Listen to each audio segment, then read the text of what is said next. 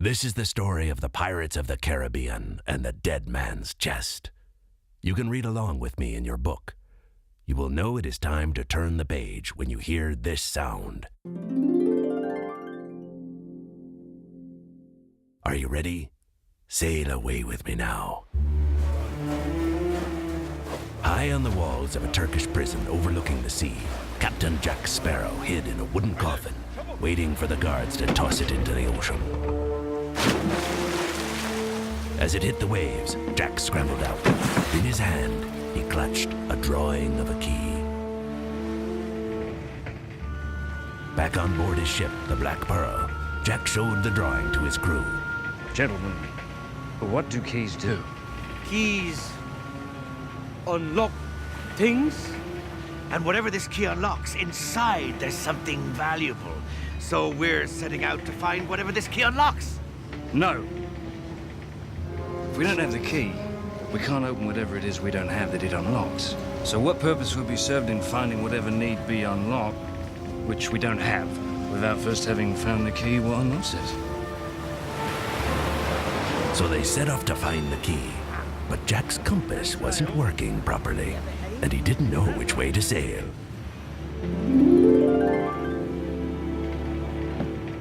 That night, as Jack paced the deck, a pale figure stepped from the shadows.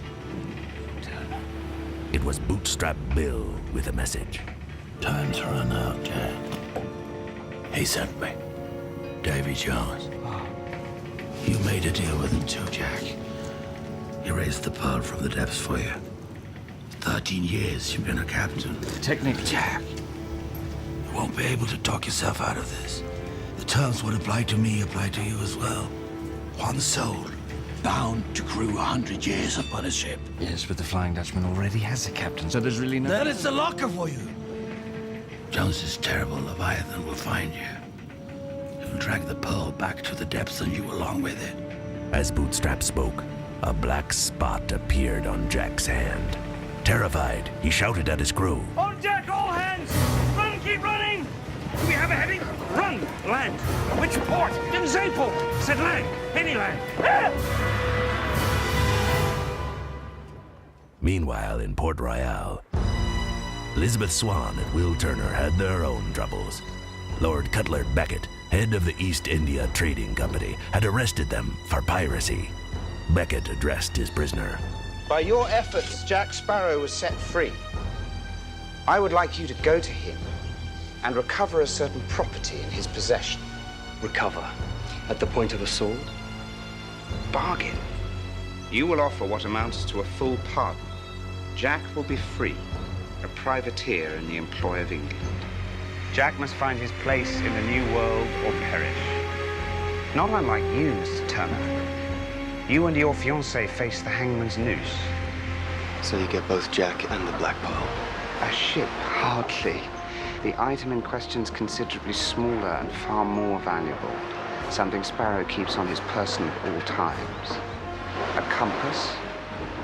Bring back that compass, or there's no deal. Will accepted the deal. He left to tell Elizabeth who was still being held in a prison cell. Elizabeth was worried. Jack's compass? What does Beckett want with that? Does it matter? I have faith in you. Both of you. But when Will left, Elizabeth began making her own plans. Will searched the seas for days. At last, he spied the Black Pearl stranded on the beach of a deserted island. A deathly silence hung over the island. Will's shouts echoed strangely as he thrashed through the deep jungle. Jack! Jack Sparrow! Meanwhile, in Port Royal, Elizabeth escaped her prison cell, sneaked into Beckett's offices, and held him at gunpoint. I'm here to negotiate. I'm listening intently. These letters of marque, they are signed by the king. You're making great efforts to ensure Jack Sparrow's freedom. These aren't going to Jack. Oh, really? To ensure Mr. Turner's freedom, then? I'll still want that compass. Disguising herself as a sailor, she stowed away on a ship to go in search of Will. As Will crashed through the jungle, cannibals surrounded him. Numbing him with poison darts, they carried him to their village. There, on a throne of bones and skulls, sat Jack Sparrow. Jack, it's me! Will Turner! Tell him to let me down! To Will's confusion and anger, Jack ignored him. But as the cannibals dragged Will away, Jack leaned towards him slightly. Save me. Will was horrified when he realized the truth. Jack was a captive too.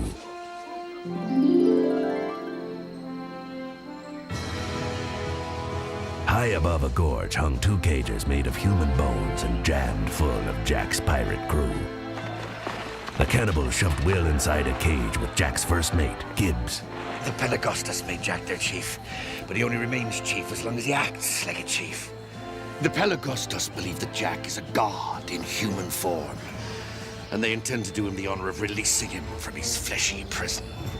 They'll roast him and eat him. The feast is about to begin. Jack's life will end when the drums stop. Will knew he had to do something. He ordered the pirates to swing the cages toward the canyon walls where thick vines grew. Rocking back and forth, the pirates grasped the vines. Come on, men! Put your legs through, start the climb! But as they reached the top of the gorge, a cannibal guard saw them. He raced for the village, shouting the alarm. Bye-bye! Screaming in anger, the cannibals raced after the escaping pirates, leaving Jack alone. Taking his final chance to escape, Jack jerked himself free and sped toward the beach where the Black Pearl waited.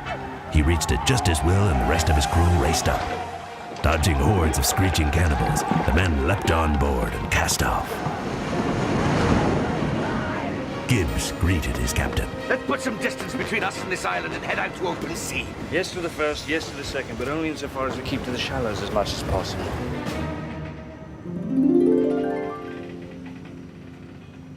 Safe for a time, Will asked Jack for his compass. Jack, Elizabeth is in danger. I need that compass of yours, Jack. I must trade it for her freedom. Finally, Jack made Will a deal. I shall trade to you the compass if you will help me to find this. He showed him the drawing of an unusual key. When Will agreed, Jack told him there was only one person who could tell them where it was. The mysterious Tia Dalma. Later that night, they rowed up a dark, swampy river to Tia Dalma's rambling shack. She was waiting for them, as if she had known they would come. Tia Dalma nodded knowingly when Jack showed her the drawing of the key. Your key go to a chest, and it is what lay inside the chest you seek, don't it? You know our David Jones, yes? What exactly did he put into the chest? Him heart, him carve out him heart, lock it away in a chest, and hide the chest from the world. The key, he keep with him at all times. To get it, Will would have to sneak on board the Flying Dutchman ship and take the key from Jones. Tia Dalma told them where to seek the ghostly ship, and she gave Jack a jar of dirt. David Jones cannot step on land but once every 10 years. Land is where you are safe, Jack Sparrow. And so you will carry land with you.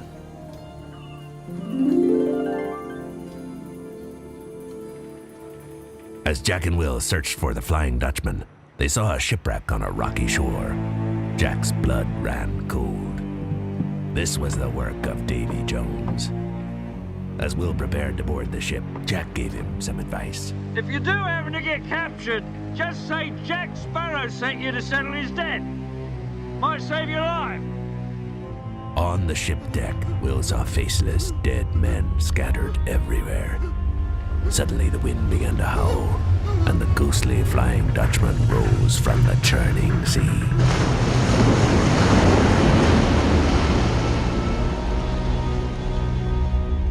Moments later, Davy Jones stood before Will. What is your purpose here? Jack Sparrow sent me to settle his debt. Davy Jones was furious. On board the Black Pearl, Jack watched and waited. Suddenly, he heard Davy Jones' angry voice behind him. You have a debt to pay. You have my payment. One soul to serve on your ship is already over there. One soul is not equal to another. Just how many souls do you think my soul is worth? Desperate to escape his dreaded fate, Jack bargained with Jones. Shall we seal in blood? He would bring him 100 souls in 3 days in exchange for his own freedom. Jones agreed. I keep the boy. A good faith payment. That leaves you only 99 more to go. It seemed that Will would be doomed forever.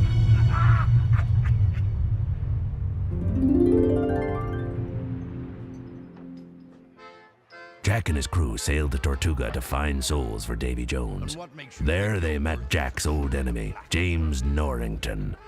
Desperate and half-crazed, Norrington signed on. To Jack's amazement, so did someone else, Elizabeth Swan. She wanted Jack's help finding Will. Jack gave Elizabeth his compass. Poor Will has been press-ganged into Davy Jones's crew. All I want is to find Will. Well, there is a chest of unknown size and origin. And whoever possesses that chest possesses the leverage to command Jones to do whatever it is he or she wants. But this compass does not point north. It points to the thing you want most in this world. And what you want most in this world is to find the chest of Davy Jones, is it not? To save Will? By finding the chest of Davy Jones. In Elizabeth's hands, the compass worked. Steadily the needle swung around till it pointed to Isla Cruces, the Isle of Crosses.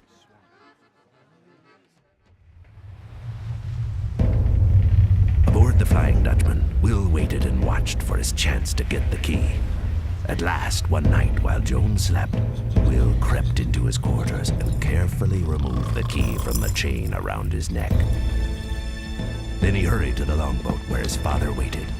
Now get yourself to land and stay there. It was always in my blood to die at sea. But it was not a fate I ever wanted for you. I'll find a way to sever Jones's hold on you, and not rest until this blade pierces his heart. With that, Will rode away into the night.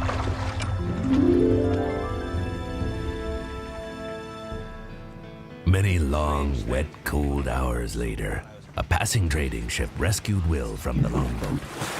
Will begged the ship's captain to sail away as fast as he could, but it was too late. The Flying Dutchman was on the horizon.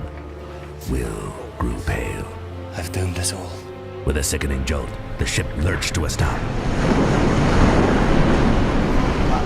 The sea boiled with foam as a huge, slimy tentacle rose from the waves. Will watched, powerless, as it snatched the captain, threw him into the air, and broke him like a twig. It was the Kraken, sent by Jones to destroy Will and whoever helped him. Nothing and no one could stop it. Its huge tentacles swept screaming sailors into the sea, smashed the longboats, and snapped the mast in two. Will fell overboard. As he sank beneath the waves, he saw the Kraken pull the ship down. In an instant, all that was left was a trail of shattered wood and broken bodies.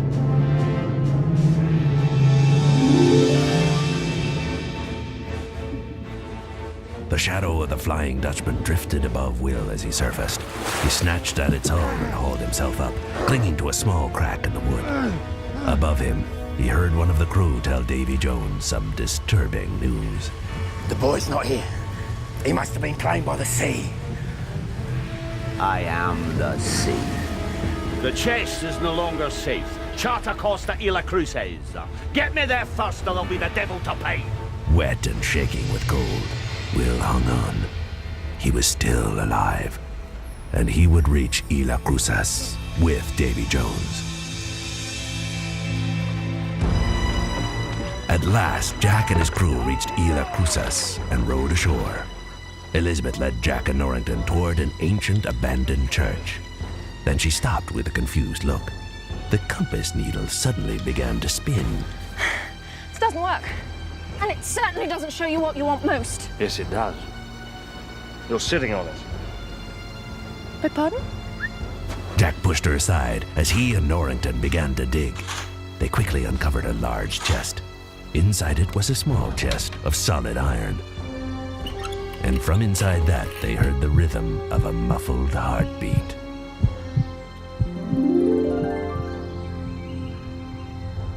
No one saw the Flying Dutchman approach. As the cursed crew prepared to go ashore, Will swam to the beach. In no time, he found Jack, Elizabeth, and Norrington staring at the iron chest before them. It's real. You actually were telling the truth. I do that quite a lot, yet people are always surprised. With good reason. It was Will. He pushed his way through and made for the chest. I'm gonna kill Jones. Can't let you do that, William. Because if Jones is dead, who's to call his terrible beastie off the hunt, eh? Only Davy Jones could control the Kraken. If Jones died, the monster would never stop. Jack's plan was to use the chest to make Jones call his monster off forever. Then Norrington stepped between them. He wanted to take the chest to Lord Cutler Beckett. Each man needed the chest for different reasons. They drew their swords, charged each other, and began to battle for the key. As Jack and the others fought, Jones' crew rose from the sea. Jack snatched the key from Will and opened the chest. He grabbed the heart, dashed to the beach, and stuffed it into his jar of dirt. But Jones' crew surrounded them. There was no escape. Suddenly, Norrington grabbed the chest and ran, drawing the fiends away. Into the boat. Don't wait for me. As the ghoulish crew closed in, Norrington dropped the chest. Here you go. In a flash, the crew and the chest disappeared. As the Black Pearl sped away, the Flying Dutchman shot up from the depths beside it and opened fire. Jack dropped his jar and shattered at his feet. The heart was gone. Groaning, the Black Pearl shuddered to a stop. In the deathly silence, the Kraken rose from the sea. Will shouted orders to the terrified crew. To arms! Run out the cannons and hold for my signal! Fire! Blasted by the cannons, the Kraken drew back. But Will knew it would attack again. We have to get off the ship. But the Kraken had destroyed all the longboats except one, and Jack Sparrow was in it, rowing toward land. Will and the crew loaded the cargo net with barrels of gunpowder and swung it out over the rail. Then Will gave Elizabeth a rifle. Whatever you do, don't miss. He leapt on top and called out to the Kraken. Come on! Come and get it! I'm over here! With a roar, the Kraken shot up, tangling its tentacles on the cargo net. As Elizabeth took aim, the ship lurched, and she fell. Then she saw Jack. His compass had pointed him back to the Black Pearl, and her. Jack grabbed the rifle and fired as Will leapt away. The gunpowder exploded, ripping the Kraken's tentacles apart and setting them on fire. Again, the Kraken fell back, but Jack knew it would return. Abandon ship. Into the longboat.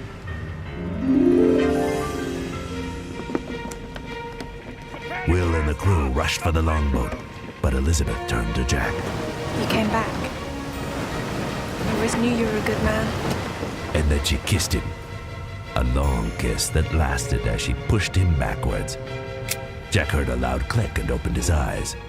Elizabeth had chained him to the mast. It's after you, not the ship. It's not us. This is the only way, don't you see? I'm not sorry. Jack smiled at Elizabeth. Pirates. Elizabeth raced to the longboat and climbed in with Will and the others. Will looked around. Where's Jack? He elected to stay behind to give us a chance. Go! From a distance, Will, Elizabeth, and the crew watched the Kraken pull the Black Pearl beneath the waves.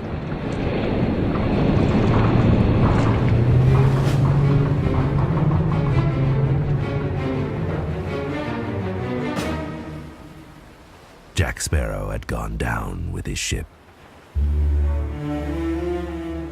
On board the Flying Dutchman, Davy Jones' men set his chest down before him.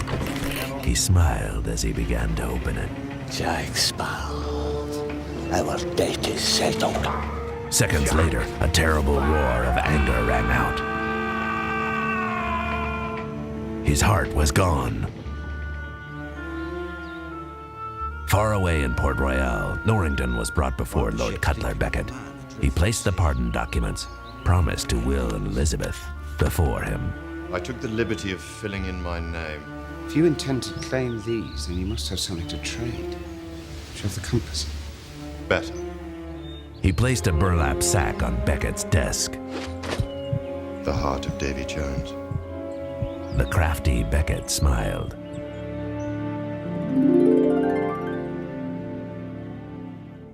Days later, Will, Elizabeth, and Gibbs sat with Tia Dalma in her shack, remembering Jack. She studied them closely.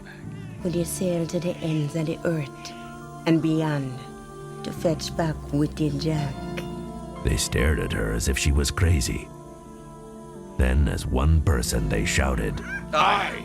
Tia Dalma was pleased. All right. But if you go and brave the weird and haunted shores at World's End, then you will need a captain who knows those waters. At the top of her stairs, the door opened, and Captain Barbosa walked into the room.